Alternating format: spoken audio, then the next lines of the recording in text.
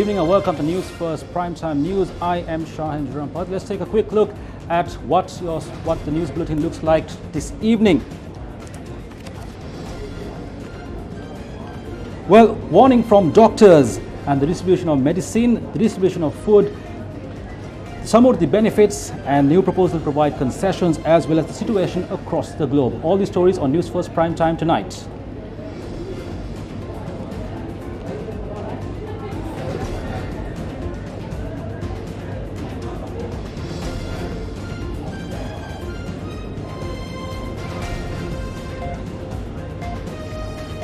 Let's now take a look at tonight's headlines.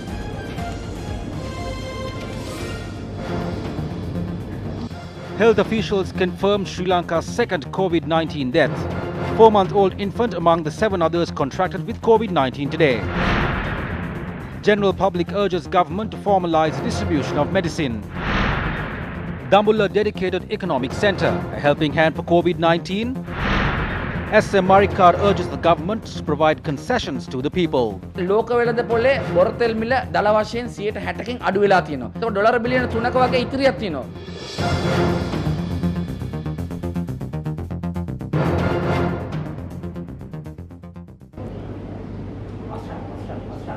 Now for those stories in detail. Health authorities in Sri Lanka have confirmed Sri Lanka's second COVID-19 death. Authorities said the 64-year-old from Kochikade died at the Negombo hospital today. Sri Lanka's confirmed number of COVID-19 cases is currently at 122 after 5 people tested positive last night and this morning to the virus. Director General of Health Services Dr. Anil Jasinghe said the 2 latest cases are from Negombo and Kalubo Villa. 11 people have recovered and have been discharged. Also, it was reported today that 5 people in the same family, including a 4-month-old infant, have contracted the virus.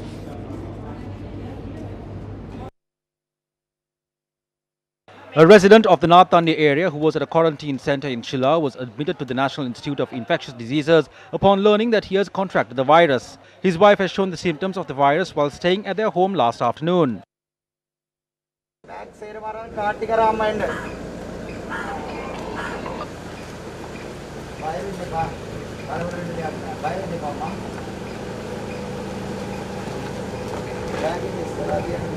අම්මා බය වෙන්න එපා මේ මහත්තුරු ඔයාව අරගෙන යනවා කලබල වෙන්න දෙයක් නැහැ අවශ්‍ය ප්‍රතිකාර හේන්නේ ඒ අධ්‍යක්ෂකතුමා මම කතා කරලා තියෙන්නේ.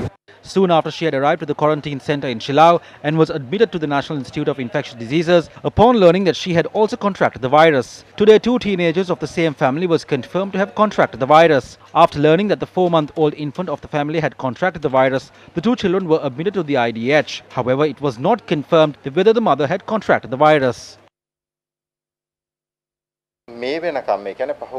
Until now, this has been spreading from person to person over the past few days. This was the same scenario with the March 11th patient, and it was easy to control the disease because we knew who were infected. It was similar in the rest of the world as well. But later, all over the world, the number of infected patients skyrocketed in 10 to 15 days after the first case was reported. Even though the numbers hasn't risen like elsewhere, it is the same here in Sri Lanka as there is a tendency of the virus spreading across the country. During the opening 12 days, there were only 19 cases reported in Sri Lanka. In the US, it was around 5,000. Italy, it was more than 24,000 and Spain more than 1,700 during the first 15 days. Give it 2 weeks, Sri Lanka exceeds 100. US hits 10,000. Italy records 86,000 and Spain reaches 65,000 cases. That's how the spread of the virus increased around the world. In Sri Lanka, the numbers were low. Now the spread is common in Negombo, Colombo, Jaffna and Kalutara. It started from 1 or 2 cases in these areas. Similarly, 2 or more patients from different provinces in Sri Lanka were reported. Now the danger is that in these provinces, the number of patients can increase as well as similar to the other countries. This means the ones who roamed freely without any safety precautions have become those who spread COVID-19. The citizens of our country should be very vigilant and responsible during the next 2 weeks, as there is a possibility that around thousands of cases to be reported. It is the general public who have the responsibility to prevent this by practicing social distancing. Your family should be safe if you go out to an unsafe area.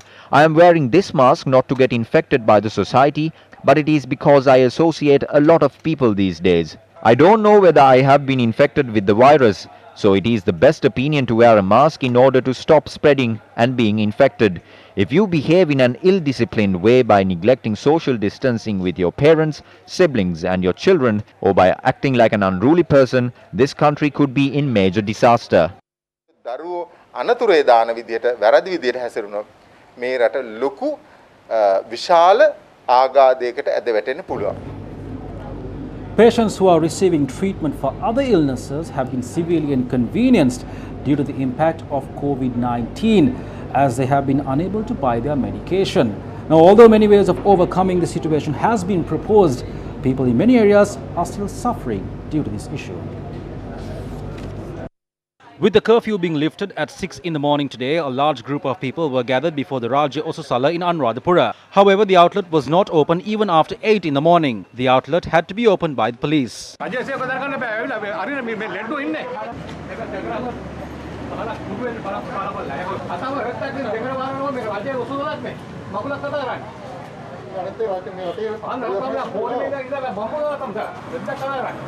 අවශ්‍ය කරන ඕනි විදලා මිනිහක් ඇතුව අපි හැමෝගම මේ මිනිස්සු යාට එතකොට පරක්කු වුණා. Long queues were seen till this evening at Osasala outlets in Hettipola as well. This was the situation at the Osasala outlet in Kandy. Management at the Polonnaruwa outlet collected prescriptions from the patients and told them steps will be taken to distribute the medicine to their homes via post. Main Osasala outlets in Colombo were closed today as well. The general public who came to buy medicine was severely inconvenienced due to this. I came from Morotua. We were informed that only the Osasala will be open today, but it is closed. There are 3 numbers here. I called each of them, but they don't work. I came to buy medicine for my child. The Lady Ridgeway Hospital said the medication is necessary. So what are we to do when the main places are also closed? If some other place is open, we can buy from there. They don't answer their phones. We were asked to send messages via Viber and WhatsApp. What are we to do now? Meanwhile, distributing medicine via the Central Mail Exchange has begun. There can be shortcomings when distributing these medicine. We are hoping to assess those problems and solve them as and when they happen. Well, with the closure of all pharmacies across the island, the key question remains, how do you get medicine delivered to your doorstep rather, when curfew is in place? The government has introduced a procedure for this, and this is a guide on how to get your medication delivered to your doorstep. This is a short guide on how you at home during this curfew period can order your medicine online through the procedure, the special procedure that has been introduced by the government. First, you go onto your average search engine and search for the words Ministry of Health Sri Lanka. This will give you the result for the home site of the Ministry of Health. Once you go onto the home site of the Ministry of Health, you will see 3 tabs on your left hand side. First, that says locate nearest pharmacy. The second, which gives you the numbers of the PHI officers in your area that can assist you, and second, how you can get your clinical medicine delivered to your doorstep. Now, if you are a patient who is seeking for treatment at private hospitals and you consult private doctors, this is how you can order your medicine to be delivered to your doorstep. You need to use the first tab, which says locate nearest pharmacy delivery service, and once you click on that, you will go on to this site, which gives you the exact procedure on how you can do it. You need to take a picture of the prescription, send it to the selected pharmacy through WhatsApp, Viber or Imo, and then you can make your payment online or cash on delivery. Now, the numbers that you should WhatsApp or Viber or Imo, these pictures of the prescriptions that you have can be accessed through here, which says locate nearest pharmacy.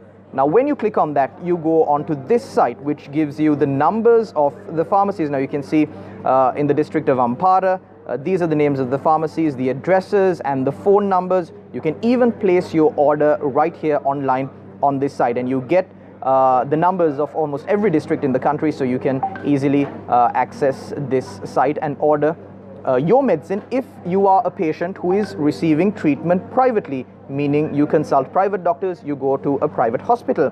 But what if you are receiving treatment for a government clinic, from a government hospitals, and you are registered at one of these government hospitals or government clinics? Once again, we need to go back to the home site of the Ministry of Health.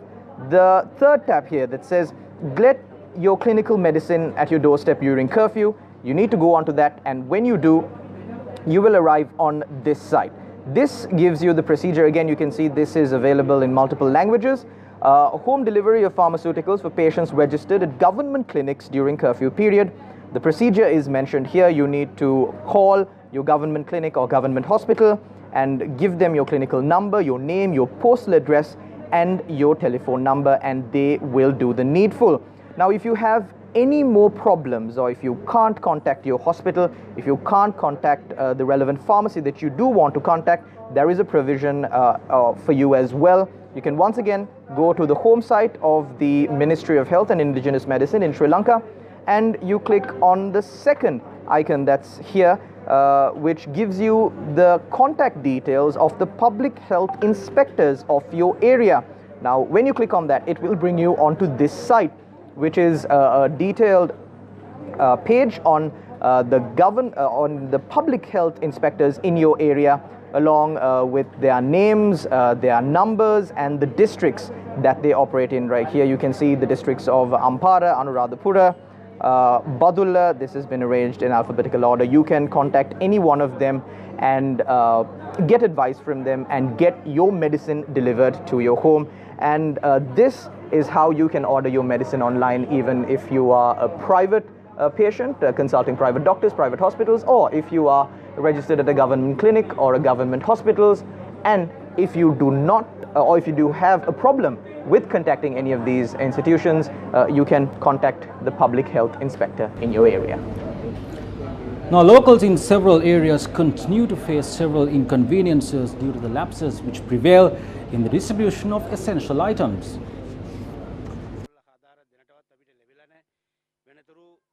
Locals residing in Kandy, Nawalpiti and Gumpal areas charge that the distribution of relief packs by the government is not taking place properly. They claim during the distribution process, the relief pack was only provided to a selected few. කොටසකට දුන්න අනිත් අයට නෑ. දේශපාලන ප්‍රශ්න තමයි මෙතන යන්නේ.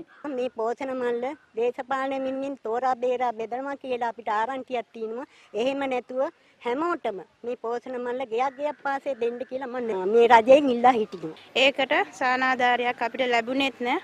ඒ හින්දා කරුණා කරලා දෙන සහනාධාරෙත් නැති බැරි මිනිසුන්ට බලලා දෙන්න අපිට පක්ෂයෙන් ජාතියෙන් ભેදයෙන් අපිට වැඩක් නෑ. මේ කට්ටිය ඔක්කොම 45 දෙනෙක් විතර එකතු වෙලා ගැව්වා. කුලි වැඩ The locals in Midigama in Valigama, who are mostly daily wage workers, are facing several inconveniences as they cannot go back to work under the present circumstances. They claim due to the prevailing situation it was unfair that they had to pay to purchase goods. යෝ ජීවත් වෙනවා පාන් කෑල්ලක් අරන් කනවා උලන් ඉස්කෝතු ගෙනක් කනවා මවගේ කාලේ මේ පාදේශ බවලට දෙපාර තුන් පාර ගෙවල් වලට ඇවිල්ලා දැන් ඒ කටේ එතකොට ගෙවල් වලට එන්න පුළුවන් දැන් සල්ලි වලට දෙනවා කියලා බඩුමලු ඒවත් හොයන්න පත් වෙච්ච කෙනෙක්වත් ආවේ නෑනේ ගමට බලන්න. ඉතින් අපි කොහොම අපි ගොඩක් අසරණ වෙලා තියෙන්නේ නමුත් දින්නේ නෑනේ අපිට හිතර දුක ඒක අපිට මොනව තිවිල අපිට සමුද්දිය නොදී හිට ගොඩක් අසරණ වෙලා. අපිට බඩුමල්ලා රුපියල් 1000 කරගන්න කියනවා මේ අවස්ථාවේ අපි කුලි වැඩ කරන අපිට අතෝ විපාක අතෙන්න ආදායමක් නැහැ. ඉතින් අපි කොහෙන් රුපියල් 1000ක් දීලා ගන්නද? ගන්න තිය ආදායමක් නැහැනේ. අපි ඔක්කොම ගෙවල් වලට වෙලා නේ ඉන්නේ. මම කඩේක වැඩ කරන රුපියල් 700කට මට දැන් කඩේ වහලා තියෙන වැඩට යන්න විදියක් නැහැ. මම කියන්නේ අපිට දැන් සල්ලි දීලා මේ බඩු ගන්න විදියක් නැහැ. අපි මේ Now, while the rest of the country face several difficulties to purchase food items, vendors at the Dambulla dedicated economic centre face several difficulties in selling their vegetables. With curfew being temporarily lifted at 6 am in several areas including Dambulla, the market was unusually flooded with stocks of vegetable. Curfew was not lifted in several districts including Colombo, Gampaha, Putlam and Kandy. According to our correspondent, as vendors from these areas were unable to visit the dedicated economic centre, farmers, vendors at the centre were unable to sell most of their vegetables. The present situation we are facing is even worse than being infected with the virus. We cannot sell the fruits and vegetables we have cultivated. We have no way of selling our produce. I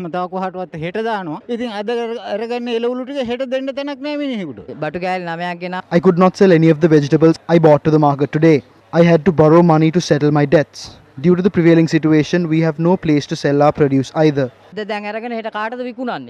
Vendors at the Dambulla Dedicated Economic Centre claim there is a high risk of breakout of COVID-19 pandemic as the centre attracts vendors from all parts of the island. They urge the relevant authorities to implement the appropriate precautionary measures in this regard. We are unable to maintain a 1 meter distance inside the economic centre. This is a dangerous situation. Meanwhile, vendors of Tambuttegama Economic Centre have decided to close the centre as individuals from parts of the island visit the premises to sell their produce. However, the manager of Economic Centre said permission cannot be granted to close the centre. He added, based on the request made by the vendors, he will look into this matter further. The government recently announced that Samurdhi beneficiaries will be given an advance of 10,000 rupees. Now, this is the situation faced by Samurdhi recipients who arrived to receive their advance.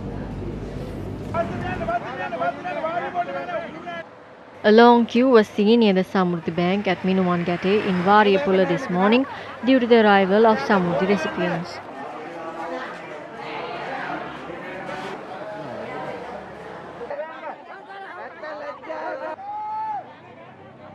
Although more than 500 people remained out without any health precaution, the advance payment started only at 8:30 am. Some of the beneficiaries told us that the bank has decided to provide the money only to those who maintain saving accounts in the Samurdhi Bank. Minister Pavitra Vanyarachi says the 10,000 rupees will be given regardless of having an account or not. But the officials here say the advance will be given only for the account holders. I would like to ask the government, how fair is this? We are here from 5 in the morning and they say they are awaiting a circular to be issued. Nearly 400 people had arrived at the Kuliapitiya East Divisional Secretariat this morning to collect the sum of the advance and the allowance provided to low-income earners. We were here from 6 in the morning. We don't even have water. We have left our children at home. We ate boiled jackfruit for 2 days. We weren't able to withdraw the 3,000 rupees left in the account. Our village is helpless and now they are telling us to leave as they have given the advance for 50 people. ඔයාලා මෙතන ඉන්න සල්ලි ගන්නනේ. අපි බැංකුවෙන් සල්ලි දෙනවා. ඊගාවට ගමේ අපේ ඉන්න නිලධාරි මහත්තයා ඉන්නවනේ. ගමේ නිලධාරි මහත්තයාට මුදල් ටික දීලා අපි ගමට යවලා තියෙනවා. ඉතින් මේ ඊතර සල්ලි වත අපිට දුන්නා නම් ඉවරනේ අපි කනවා බොනවනේ ගෙවල් වලට ගිහලා අපි මේ උදේ ඉඳන් එලා මෙතෙන්ට වෙලා. මේ පාන්දර පහේ ඉඳන්. දෙන්න කිව්ව නම් රජෙන් අපිට දෙන්න ඕනේ ඉතින්. අපේ දරුවා බඩගින්නේ ඉන්නේ. අපිට කණ්ඩ දෙන්න විදිහක් නැහැ. කුලී වැඩක් කරගන්න විදිහක් නැහැ. අපි කුලී වැඩ කරන මිනිස්සු.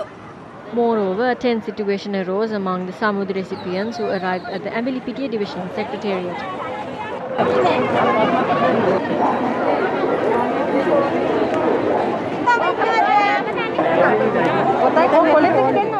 Long queues were seen in the Batapola Samurdhi Bank in Gaul since this morning.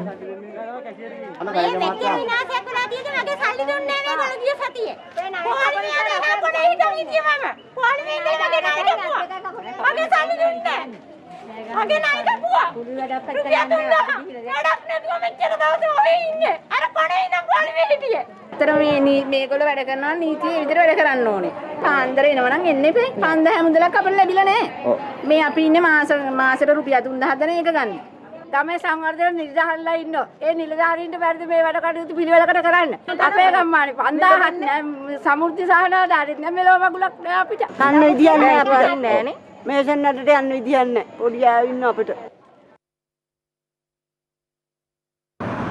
Now there is a big problem in that, and that is there is no money lying in the Employees Provident Fund. The entirety of the 2.5 trillion rupees in the fund has been invested, almost 95% in treasury bills and bonds. So of the 4.5 trillion of treasury bonds of the government, the entire roughly say 4 trillion of the EPF money is invested in that. So if at all the money is to be withdrawn from the EPF and given back to the employees, then the government will have to refund the EPF that amount of money. So that means the government will have to borrow from somewhere to replenish the loss in the EPF. Now there's another problem, and that is given the tax changes, the government is expected to lose about 25% of the expected revenue in 2020. Now with the COVID issue, they may lose maybe 50%, I don't know, a massive amount. And that means the consolidated fund will pretty much go dry by about May. The Special Presidential Task Force for Essential Services, chaired by Basil Raj Paksa, convened today. Now, the meeting was held at Temple Trees with the presence of Tri-Forces commanders, Acting Inspector General of Police, Ministry Secretaries and the members of the task force. Decisions were made regarding the process of providing a 5,000 rupee allowance for Samurdhi beneficiaries tomorrow. Now, according to a statement issued by the task force, discussions were held about those who do not have cash in hand to withdraw from banks. Attention was also focused on those who have lost their jobs due to the current situation and are not included in the government list of aid recipients.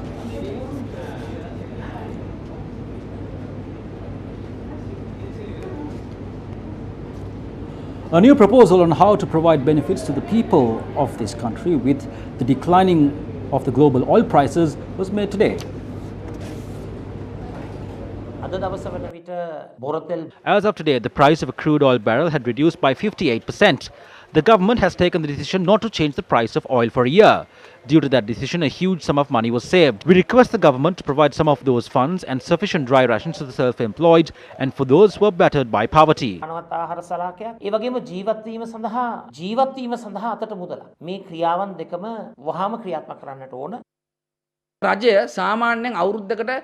average, the government spends $5 billion to purchase oil. Now they only have to spend $2 billion. About $3 billion is being reserved. That's 570 billion rupees. A part of that fund can be used to feed the people. Only 21 billion is used if we pay 5,000 rupees to more than 4 million self-employed people. If we continue that 21 billion payment for 4 weeks, the cost would be 84 billion rupees. The government has the ability to do that. We ask the government not to play political games. Don't use the Pohotua networks to play political angle games and provide the public with goods at a lower price. We don't care if it is the Pohotua or the JVP. In order to overcome this pandemic, we must work together as a country. According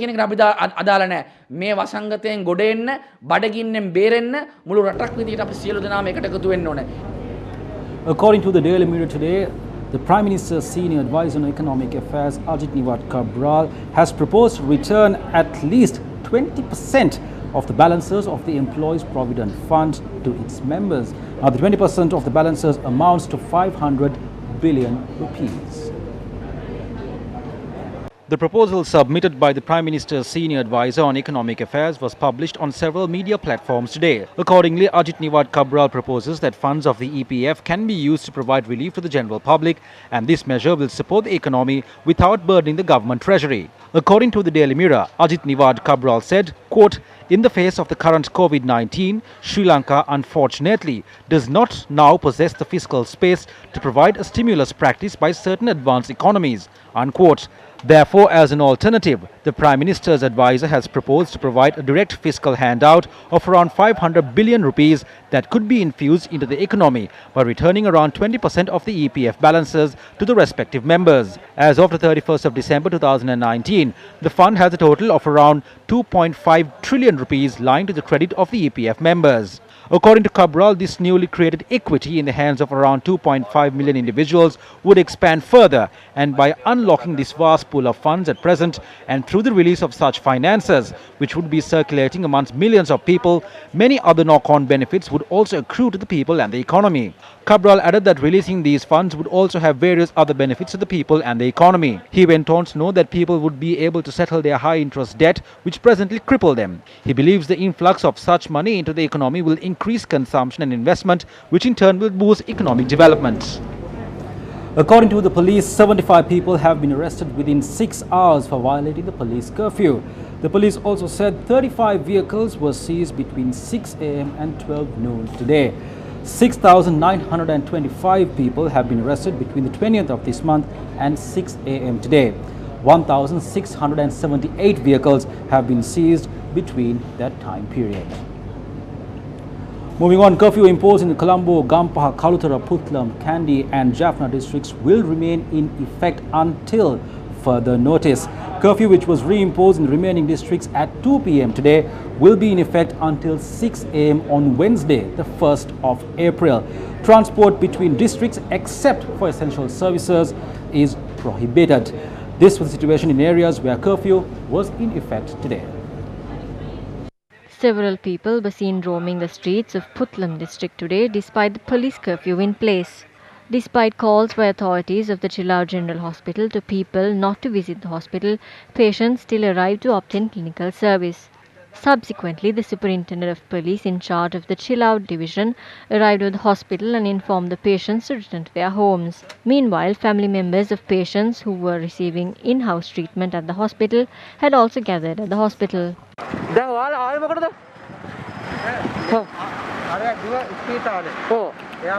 Meanwhile, police barricades were in place in several areas in the Gampaha district as a measure to further strengthen curfew regulations. The police, together with the Tri-Forces, launched special inspection operations in several areas in Colombo today by placing road barricades. The police curfew was lifted from 6 a.m. to 12 p.m. temporarily for 19 districts. However, in most places, the people did not seem to keep distance from each other. All the shops in the city of Galle seemed to be open today when the curfew was lifted. Long queues were formed by the people to purchase goods. A few workers of a fuel station in Udugama rejected to provide fuel to a group who was not wearing face masks.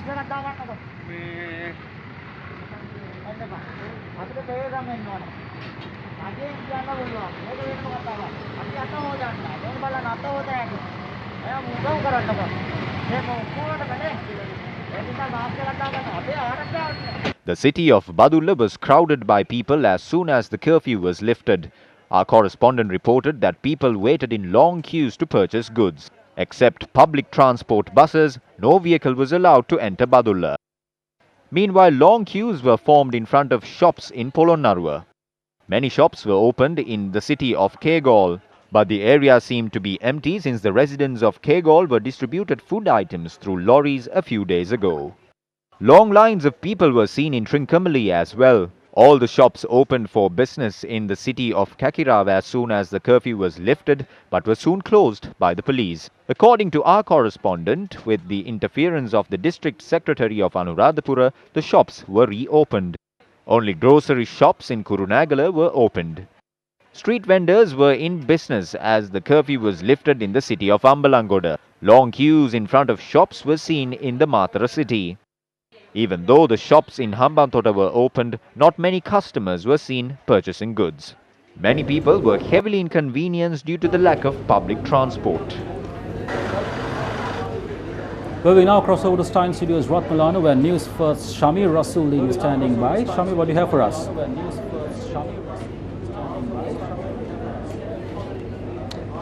Thank you very much, Shaheen. Joining us tonight for a quick chat is Dr. Samantha Anand, the spokesperson of the Government Medical Officers Association, as well as Professor Indika Karunatilaka, President of the Sri Lanka Medical Association. A very good evening to you both. Let's get into bolts and nuts quite fast, Dr. Samantha as well as Professor Indika. Dr. Samantha, the second death was reported today owing to COVID-19. Will this situation aggravate in the next few days? No, that is what we don't want to happen actually. But if these preventive measures are not going to take seriously, like it is totally now on the hands of the general public, because the health sector and the armed forces and everybody has done their part to the level that we can't even expect, right? So therefore, now the general public has to be vigilant. They have to adhere to the instructions that we have given, and if that is not going to happen, definitely this might go into a unpredictable situation and things might go wrong. Professor Indika, flattening the curve is very important. However, when you look at the numbers in Sri Lanka, 11th of March, we had one infected person, and then the number increased to 14 on the 17th of March, and then on the 27th of March, there were no reported cases of COVID-19. However, now there seems to be an increase again. So 7 members were reported today being infected with COVID-19. What will happen in the next few days as far as this curve is concerned? Will it increase, decrease, or will we see a complete flattening of the curve in the next couple of days? Okay, so thank you for that question. It's a very good question. And what we mean by flattening of the curve is we bring down the number of patients that could be manageable within the resources of the health service. What you have explained, the situation that we have explained, the number of patients being detected per day slowly increasing, then coming down, and now we are seeing it picking up again. Probably we can explain this situation by considering the current group of patients as 2 categories. One category was the imported cases and the overseas returnees. So they came in an uncontrolled pattern. So the initial increase and the decrease that we see is actually the detection of those patients, the initial group. Then what happened was that there was local spread, within the country spread from this initial group. That actually happened within a very controlled environment, because most of those initial returnees or imported cases were either quarantined or isolated. Therefore, the second spread that happened within the country happened within a very controlled pattern. What we are seeing now are the patients that are being detected from those second wave of infection. So within this curve that you are telling, actually we can see 2 curves. The first curve is the imported cases and returnees slowly increasing and decreasing. Then those who have been infected from them slowly increasing. That's what we are seeing. So within next few weeks also, there may be a slow increase of those patients. Having said that, still the infection is happening within small clusters, and we sincerely hope that will remain within that as well. Dr. Samantha, the WHO, the epidemiology unit says not to wear masks, but the Government Medical Officers Association has a difference of opinion on this. Why is that? Yeah, actually now the WHO and the epidemiology unit, and as well as the health ministry, they don't advise not to wear the mask, but they are in the opinion that since the community spread of this disease has not yet happened, we should not wear, it is not advisable to wear the mask, since we need to protect the mask to use in the relevant time, and so on and so on. But if you really see how the crowd is behaving, when the curfew is lifted, people are moving for panic buying, and this so-called distancing is not being maintained. Social distancing. Social distancing, we say 1 meter, but you don't see even a 1 centimeter distance sometimes in the places where they gather. So there are so many issues, and people now wearing masks without our advices. So although the technical part says very, very correctly, we see the public is not really listening to the technical part. But do we have ample masks in Sri Lanka, Dr. Samantha? Yeah, when it comes to that part, we had a problem initially that there were not enough masks even in the hospitals. But later on, the local productions, and there were some import. The imports are happening at the moment, and now we are producing here in Sri Lanka around 100 to 150,000 masks per day. I don't say that is adequate, but we are in a better wicket at the moment. So therefore, the wearing mask, again to the question, wearing mask, now we have requested from the ministry, now it's time to discuss this and give a clear idea to the public, clear advice to the public. Whether they should wear the mask or whether they shouldn't wear the mask. Yeah, and also we should educate the public how to wear the mask properly. Right. Dr. Samantha, very quickly before I move to Professor Indika for my final question, very quickly to you, Japan has said that they have introduced and tested an antiviral oral medication called Avigan.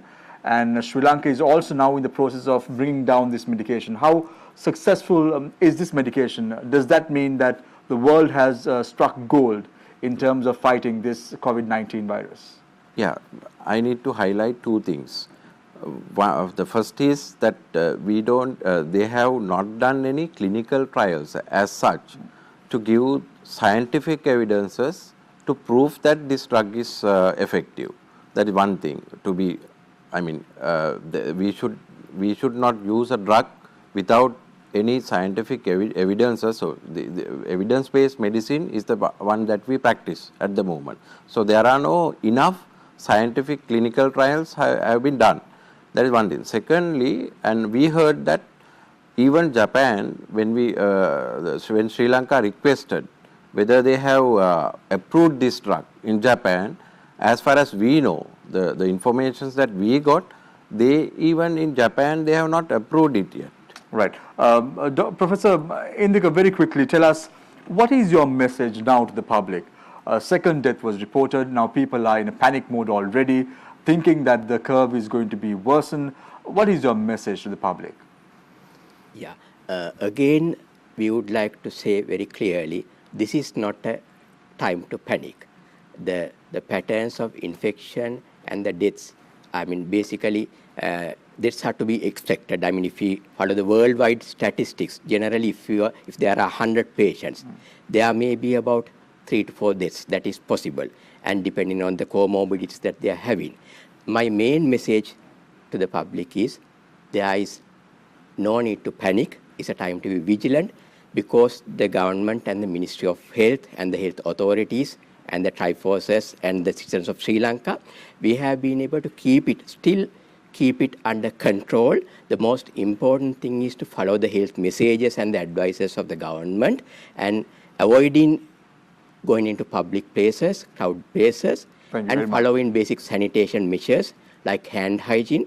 Those are the most important. Thank you very much, Professor Indika Arunatilaka as well as Dr. Samantha Ananda. You can join Dr. Samantha as well as Professor Indika along with Dr. Sajeevan Amursingh as well as Dhananath Fernando, CEO of the Advocata Institute, with regard to the impact that COVID-19 has made on the country's economy. All this and more on Face the Nation tonight. Stay connected, stay with us for that. We're going for a short commercial break. Remember, face your fear, accept your war. It is what it is.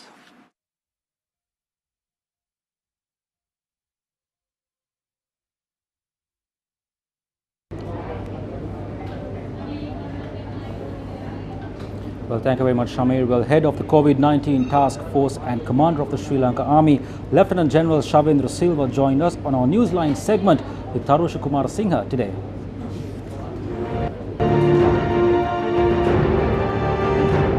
Commander, let's get to it straight away. There's a slight panic amidst the people. One person has died. Around 120 people have been tested positive for the virus. And there are talks of lack of medicine, cure for this virus. What is the present situation of the country? Yeah, you are talking about 120.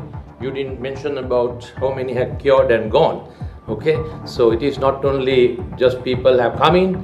One person had died, of course, you know that he had some other complications also. But the positive part of it is that some number had gone out after they have got cured from COVID-19. Then the government established about 47 quarantine centers around the country, especially for those who came from abroad. This came from abroad, COVID came from abroad, not it was locally had this thing. So we have been able to curtail within this quarantine center. I, as the commander of the army or the chief of defense staff, I can proudly tell, so far from the quarantine centers established by the Tri-Services, not a single person had given to another person. Spread is zero. Over 3,600 were quarantined in these quarantine centers, but not a single spread, and we have been 100% successful in our endeavor. The government gave a task to us. Up to now, we have been successful. That is where we stand from the quarantine centers. The other segment is within the spread from the population.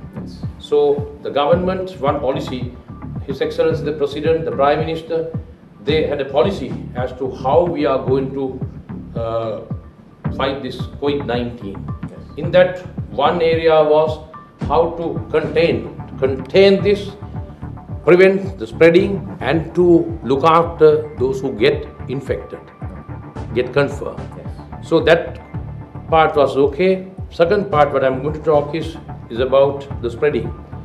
We managed to identify, with the support of intelligence forces, the police, the PHIs, health sector, everyone. We immediately, when we found a person got confirmed, we were behind people who all types of contacts that person made.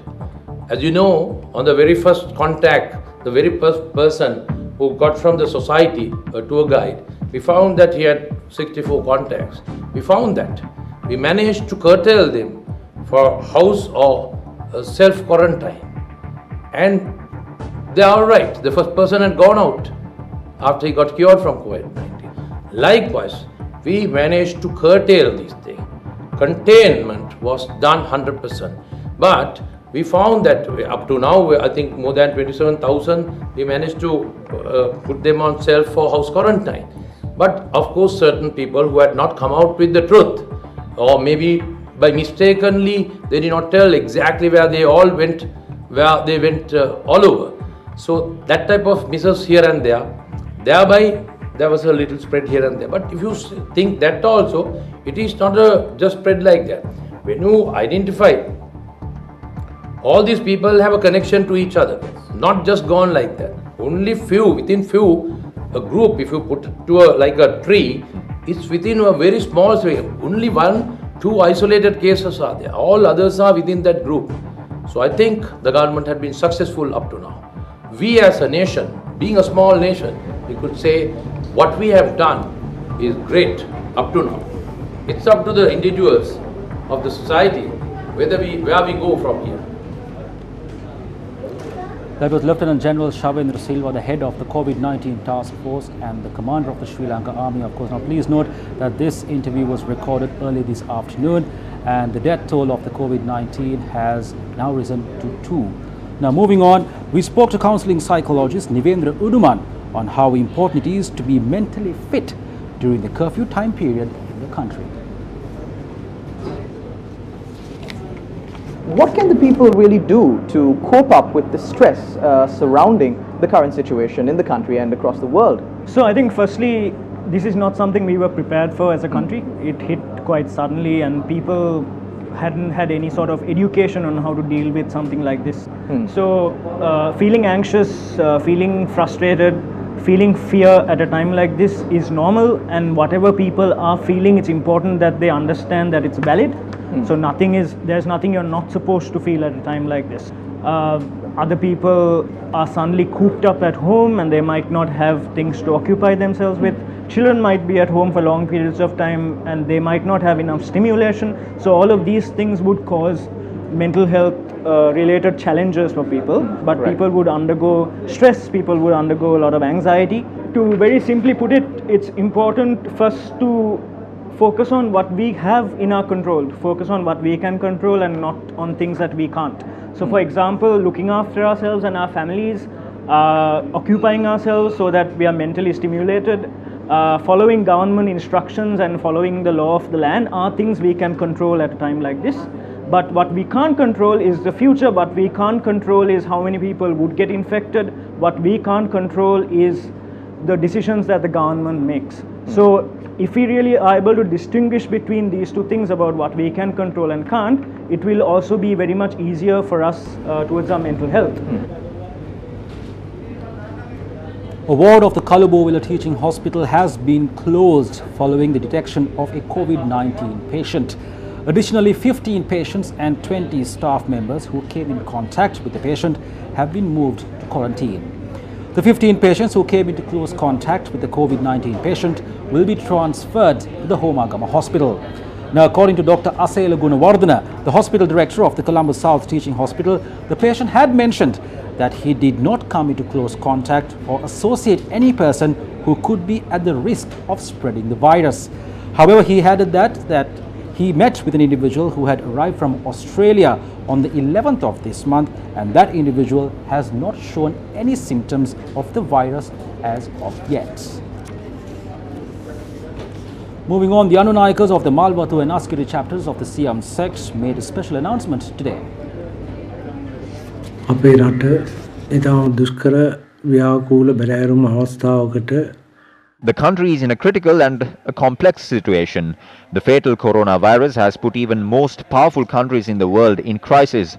At a time like this, the state officials, health authorities and security forces of our country are risking their own lives day and night for the sake of the people. Taking this matter lightly and not thinking of the long run but just your own benefit is very dangerous. So kindly adhere to the state's law at this point. Follow instructions issued by the health authorities. ඉතින් ඒ නිසා මේ වෙලාවේ රාජනීතියට ගරු කරන්න සෞඛ්‍ය බලධාරීන් විසින් ඉදිරිපත් කරන ලබන උපදෙස් ආවාද පිළිගන්න එක මවකගේ දරු කැල මෙන් අපි සියලු දෙනාම We must all come together as one people of our nation to overcome this fatal virus. Nature has taught us all an important lesson. The entire world went beyond the resources of nature, so it taught a lesson to all mankind. It is Mother Nature who has punished the entire world, so it is important we respect the nature and lead humble lifestyles. වගේම මිනිසුන්ගේ ජීවිත සරල කිරීම වැදගත් වෙනවා.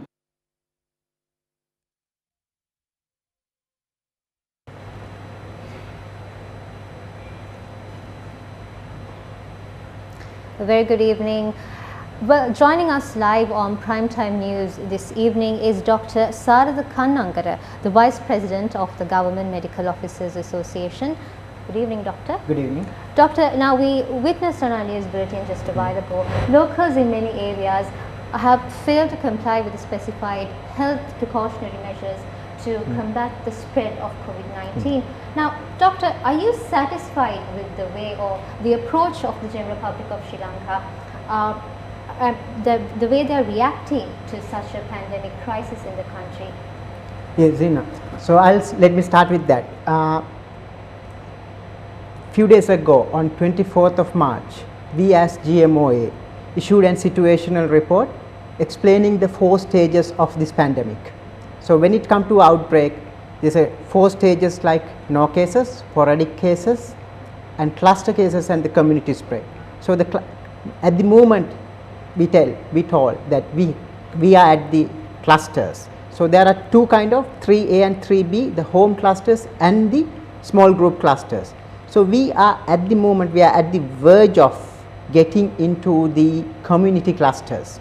So that is the next step, is when we go out of control, that is where the community spread starts. When the community spread starts, it is very difficult to contain the disease. So last couple of days, we were at a slight of ease that even the public and the policymakers were in a little bit of easy mind that we are on top of this. We thought we are under control, but I think that sense of conception has left a grip a bit loosened. I think that we are facing the consequences of this, and so actually the way the people behave. So I'll come to the way and the analysis of the in next few minutes. One thing is that we explain that if a person who didn't keep social distancing, one person can spread the disease to 500 people within a period of a month.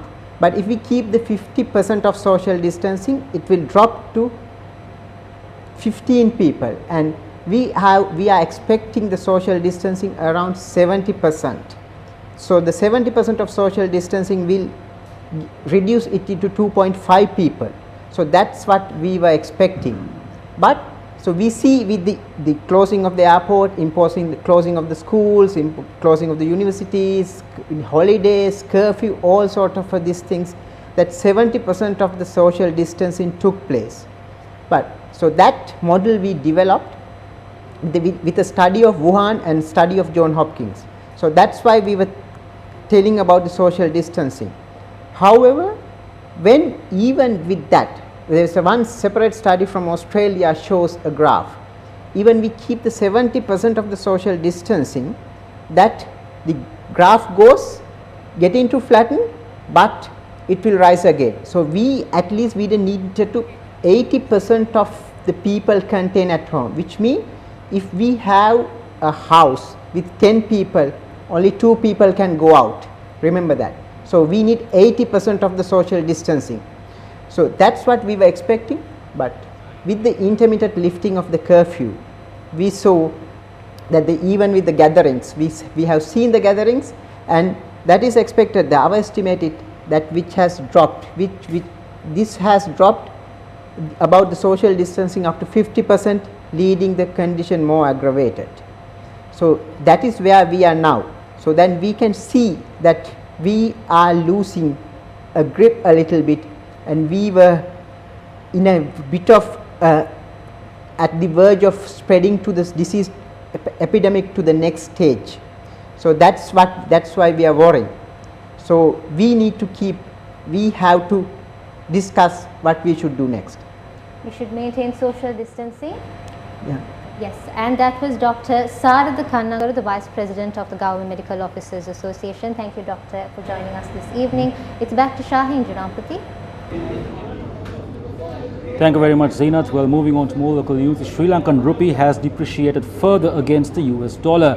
The selling rate of the US dollar is now at 192 rupees and 50 cents. A 222 million auction of Sri Lanka development bonds were undersubscribed, with only $22 million of bids coming from investors. According to the central bank, the government was only able to raise $11.93 million from the auction. Meanwhile, the Central Bank of Sri Lanka has decided to introduce several extraordinary regulatory measures to provide flexibility to licensed commercial banks and licensed specialized banks to provide relief to businesses and individuals affected by COVID-19 crisis. Accordingly, the central bank has decided to permit banks to give an extension of 60 days to borrowers who are not entitled to any other concessions to settle loans and advances which are becoming past due during March 2020, and not to consider such facilities as past due until the end of this 60-day period. The central bank has also decided to allow banks to consider all changes made to payment terms and loan contracts from the 16th of March 2020 to the 30th of June 2020 due to challenges faced by customers amidst the COVID-19 outbreak. Meanwhile, according to the data by Johns Hopkins University, 735,560 confirmed cases of COVID-19 have been reported from around the world.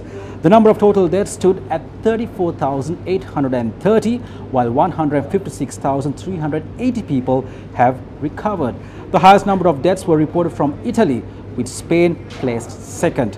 Even with a highest number of deaths in the country, Spanish Foreign Minister has said the upward rise in cases appears to be flattening out. Now, new stricter measures have come into force in Spain for the next 2 weeks, which stop all people in non-essential jobs from going to work.